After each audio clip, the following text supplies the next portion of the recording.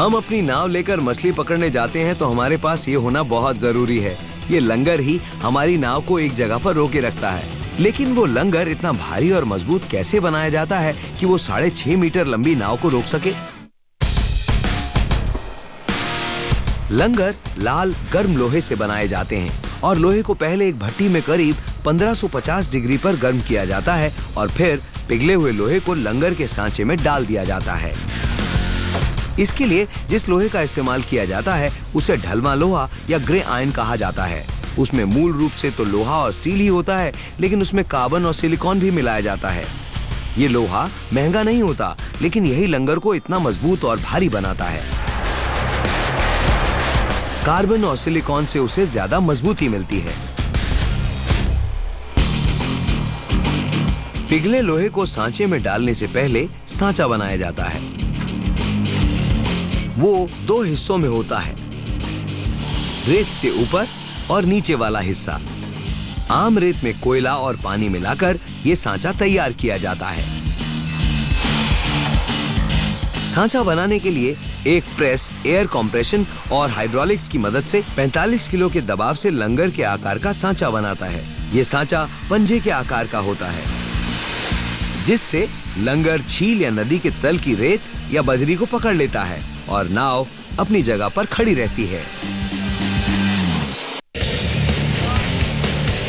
जब सांचे के दोनों हिस्से बन जाते हैं, तब एक आदमी उनके बीच में पीले रंग का एक टुकड़ा रख देता है, जिसे कोर कहते हैं। उसके बाद सांचे के ऊपर वाले हिस्से को दबाया जाता है।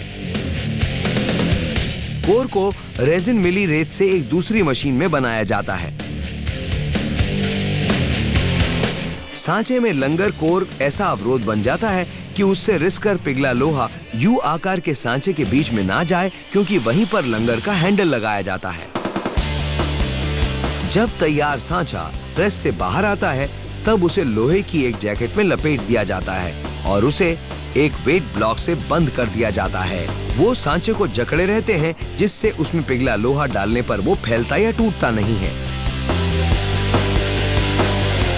जब सांचे तैयार हो जाते हैं, तब पिघले हुए लोहे को भट्टी से बाहर निकालते हैं और उसे एक बड़ी बाल्टी में डाला जाता है। फिर उसे सांचों में डाला जाता है। हर बाल्टी में करीब 5 क्विंटल पिघला लोहा आता है।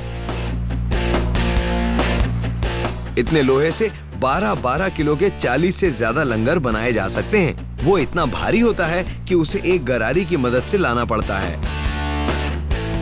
भारी बाल्टी गरारी से लटकती रहती है और एक आदमी बड़ी सावधानी से पिघले लोहे को सांचों में डालता है।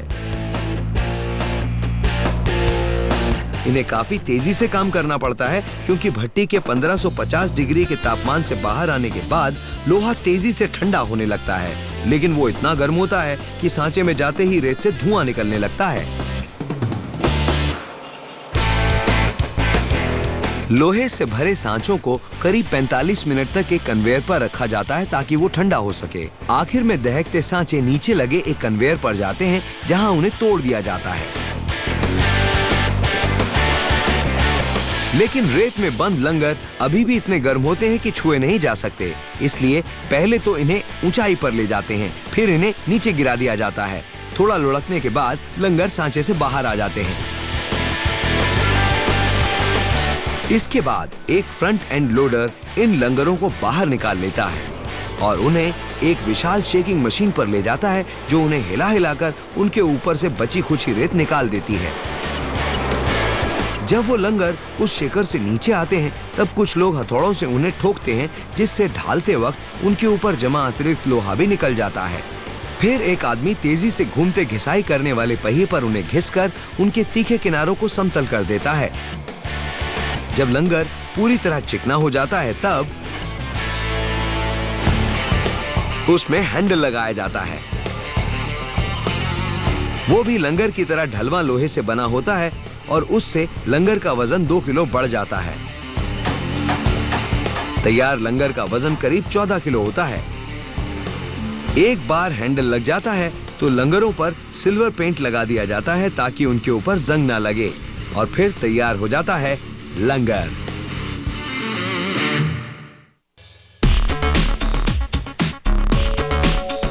चाहे वो हमारे असली दांत हों या फिर इस तरह के नकली दांत। हमारे दांतों को हर बार काटते वक्त 15 टन तक का बल लगाना पड़ता है। अगर हमारे नकली दांत मसूड़ों में ठीक से नहीं फिट होते तो इतना बल लगाना बहुत तकलीफदेह हो सकता है। लेकिन ऐसे नकली दांत कैसे बनाए जाते हैं जो बिल्कुल असली दांतों की तरह काम करें?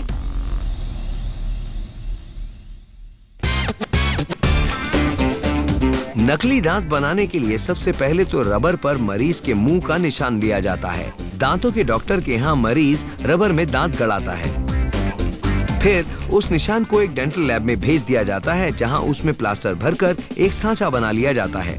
जब प्लास्टर जम जाता है तब उसमें मरीज के मुंह की एक नकल बन जाती है, जिसे मास्टर कहते हैं, और उसके ऊपर ही दांत लगाए जाते हैं। दांतों का पूरा सेट बनाने के लिए 2 सांचे बनाए जाते हैं। एक तो मुंह के ऊपरी हिस्से का होता है और दूसरा निचले हिस्से का। जब प्लास्टर सूख जाता है तब निशान बनी रबर को निकाल लिया जाता है और तब उसमें मरीज के मुंह के निचले हिस्से के मसूड़ों और जबड़े की नकल दिखाई देने लगती है, या फिर ऊपरी हिस्से के मसूड़ों और मुंह के ऊपरी हिस्से की नकल बन जाती है। नकली दांत लगाने से पहले अच्छी तरह से देख लिया जाता है कि मास्टर मरीज के जबड़े से पूरी तरह मेल खाता है। इसके बाद मास्टर पर एक्रिलिक और मोम से अस्थायी दांत बनाए जाते हैं, जिसे डेंटिस्ट मरीज के मुंह में रखकर देखता है कि वो सही है या नहीं। एक्रिलिक को करीब 5 मिनट के लिए एक लाइट चैम्बर में रखा जाता है। इसके बाद अस्थायी डेंचर को पूरा करने के लिए बाइट प्रिम नाम की मोम से बनी एक पट्टी सख्त एक्रिलिक प्लेट पर लगाई जाती है। उसे बनाने के बाद उसे डेंटिस्ट के पास भेज दिया जाता है ताकि मरीज उसके ऊपर दबाकर काट सके। वहां डेंटिस्ट मोम को कम करके या बढ़ाकर रिम को उस ऊंचाई पर ले आता है जहां नकली दांतों को होना चाहिए। इसके बाद चुने जाते हैं दांत। वो बेहद मजबूत एक्रिलिक रेजिन के बने होते हैं। वो भी वक्त के साथ असली दांतों की तरह घिसते हैं। वो सिर्फ 15 टन के जोर से काटने का दबाव ही नहीं झेलते, बल्कि वो झटके भी सहते हैं, जिससे वो मरीज के मसूड़ों या जबड़ों में नहीं धंसते। इस लैब में दांतों के 15,000 से ज्यादा सेट हैं। तकनीशियन मरीज की उम्र, लिंग, जाति, वंश और सेक्स के आधार पर सही किस्म के दांत चुनते हैं।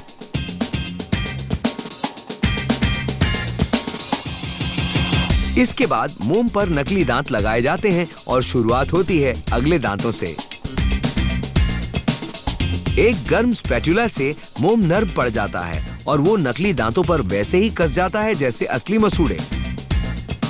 हर कतार के पूरा होने पर बाकी दांतों से उसका अलाइनमेंट जांचा जाता है ताकि नकली दांत कुदरती तरीके से काट सके। जब सारे दांत लगा दिए जाते हैं तब मोम को सही बिठाकर चिकना बनाया जाता है ताकि वो असली मसूड़ों जैसा लगे। अगर अभी आपने अपने डेंचर से काटने की कोशिश की तो सारे दांत बाहर आ जाएंगे।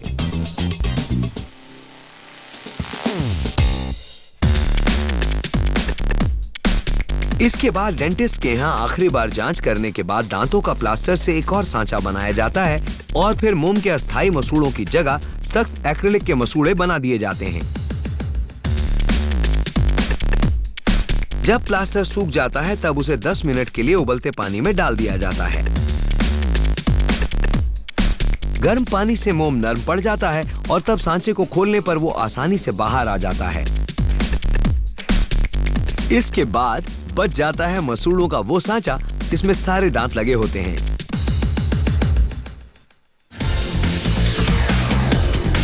स्थायी मसूड़े बनाने के लिए पहले एक्रिलिक रेजिन को मिलाया जाता है और उसे मरीज के असली मसूड़ों जैसा रंग दिया जाता है। फिर उसे सांचे में लगा दिया जाता है।